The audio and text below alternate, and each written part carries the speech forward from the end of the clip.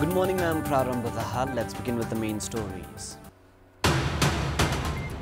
Main opposition, Nepali Congress holds talks about its approach at the parliament. House Speaker also in parley with top leaders of 4 major political parties. Dairy farmers yet to receive their payment despite the lapse of 1 month since the agreement. Dairy Development Corporation and private dairy entities yet to implement government directives.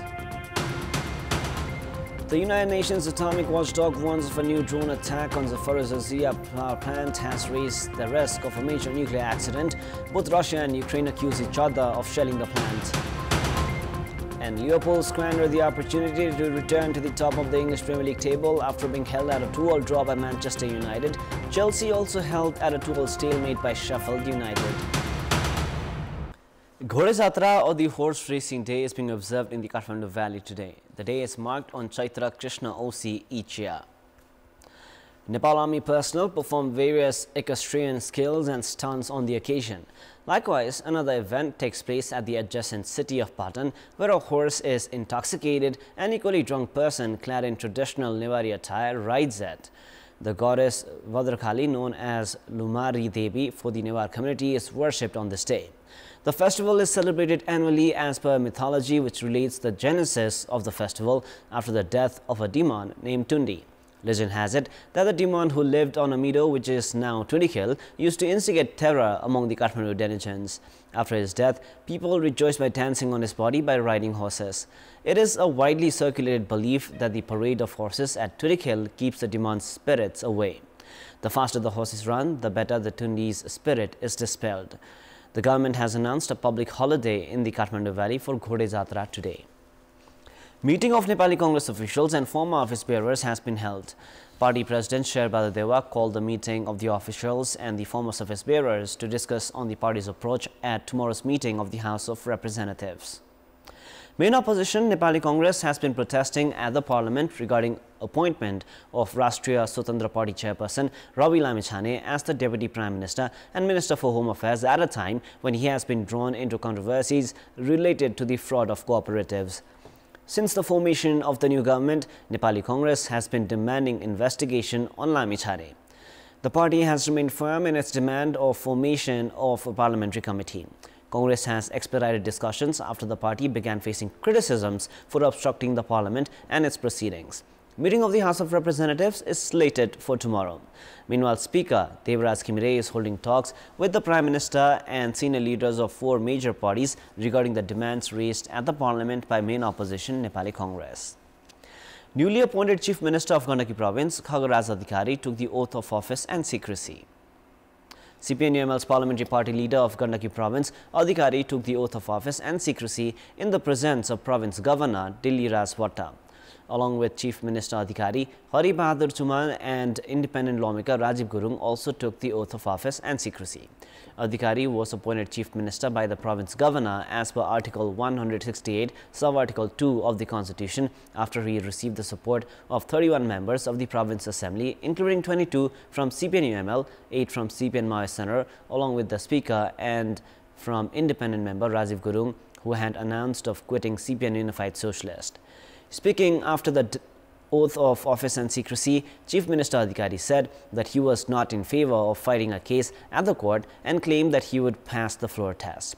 Meanwhile, Nepali Congress is making preparations to knock on the doors of the court, citing the Chief Minister appointment process was unconstitutional.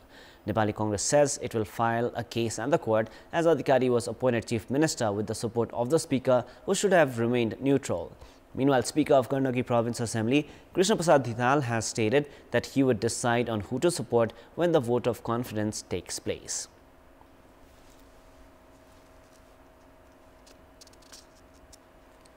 Newly appointed Chief Minister of Lumbini Province, Jok Bahadur Mahra, was administered the oath of office and secrecy in the presence of Province Governor Amik Serchan in Butwal and reached the office of the Chief Minister and Council of Ministers in Devkhiri to assume his office.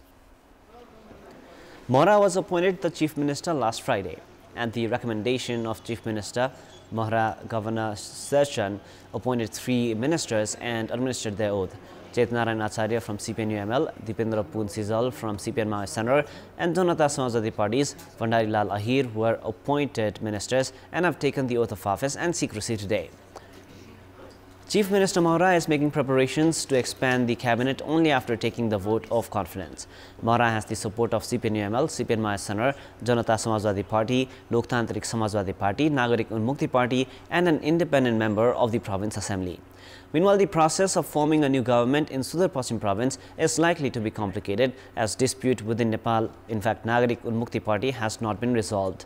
Although the governor of Sudar Paschim Province urged for the formation of a new province government a day after Chief Minister Kamal Bahadur Shah tendered his resignation, the political parties are waiting for the dispute within Nagarik Unmukti Party to be resolved. Chairperson of the party, Ranjita Shrestha, is lobbying for the position of Chief Minister, while founder of the party, Resham Chaudhary, wants Kamal Bahadur Shah to return as the Chief Minister and reclaim the 5 ministerial posts previously held by the party members. After the two-day meeting held by Resham in Kathmandu to resolve the dispute ended without any conclusion, the Resham faction is making preparations to hold a final discussion with party chair Ranjita. In presence of the government, dairy farmers who had not received their due payments for months were promised of release of payment by the Dairy Development Corporation and the private dairy industries a month ago by the 3rd of April. Despite the lapse of 1 month, the farmers are yet to receive their payment.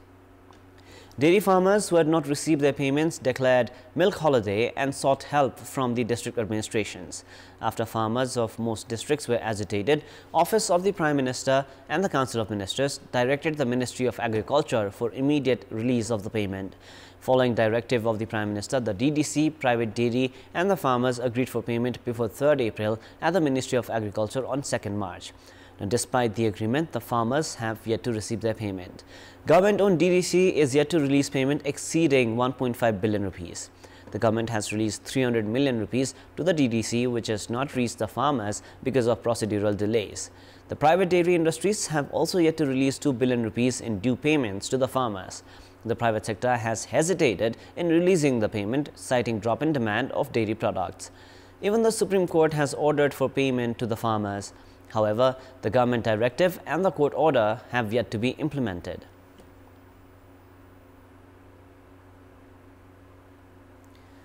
It is now time for our segment Public Pulse, where you text us with your opinion.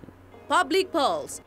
The question is, why is the government delaying in clearing the dues of dairy farmers even after reaching an agreement? Your options are A. Disrespecting farmers, B. Not in priority, C. Produce milk not sold. The voting is on. Type NEWS, select your option A, B or C and send it to 34001. In our Public Voice segment, we've asked in several provinces what type of problems have they faced in the health sector. Let us now take a look at what they had to say.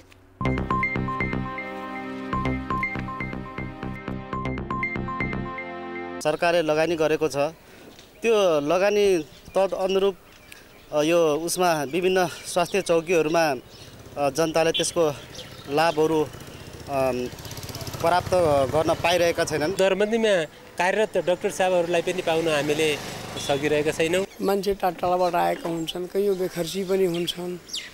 अब तिनीहरूले line लाग्दाखेरि सस्ती पनि हुन्छ, कहिले कहीं काम गर्दा गर्दै पनि सेवाबाट आजको भोलि हुनुपर्छ। त्यही हो। ओपीडी टिकट लिनै ठुलो लामबद्ध लाइन बस्नुपर्छ। औषधि लिन जाँदाखेरि एक घण्टा आधा घण्टाको लाइनमा बसेर पनि औषधि भनिदिन्छ छैन। मेरो घर यहाँ कलैयामा छ, म केही भएर बिरामी भएर म काठमाडौँ गएको छु भने पनि अब त्यहाँ उपचार पाउनलाई गाह्रो। अब त्यहाँबाट फेरि रिफर गराउनु पर्ने त्यो झन्झट भयो नि त। सेवाग्राहीहरूलाई त धेरै गाह्रो भयो। लाइनमा लगाउनु पर्छ ओपीडी टिकट, अनि लगाएपछि अनि फेरि हाम्रो चेक जाँचहरु गर्दा गर्दा हाम्रो बेलका भइहाल्छ, अनि फेरि बेलका डाक्टर हुँदैन। वडामा भएका बस्तीमा क्लिनिकको व्यवस्था गरेको छ। स्वास्थ्य चौकीमा उपलब्धिमूलक दबाईहरु त्यसरी राखिएको छैन। आम जनताको विषयमा कुरा गर्दाखेरि सवारी साधन पर्याप्त नहुने, सार्वजनिक साधनहरु नभएको कारणले समस्या नै छ। बर्खामा चाहिँ अलिकति गाह्रो हुन्छ। टिकट काट्दाखेरि पनि करिब आधा घण्टा 1 घण्टा जति उभिनु पर्छ। डाक्टरहरुले त्यहाँ सुविधा हुँदा हुँदै पनि आफूले नसकेर हो या नजानेर हो अन्यत्र पठाइदिने पनि गर्नुहुन्छ। नपढेको मान्छेहरु हरेक ठाउँमा जानलाई पनि असुविधा भइरहेको छ। लाइनमा बस्नेको झगडा, विद्यार्थीको पस्नेमा झगडा, एक दिन सारो बुढाबुढीलाई झन् सारो।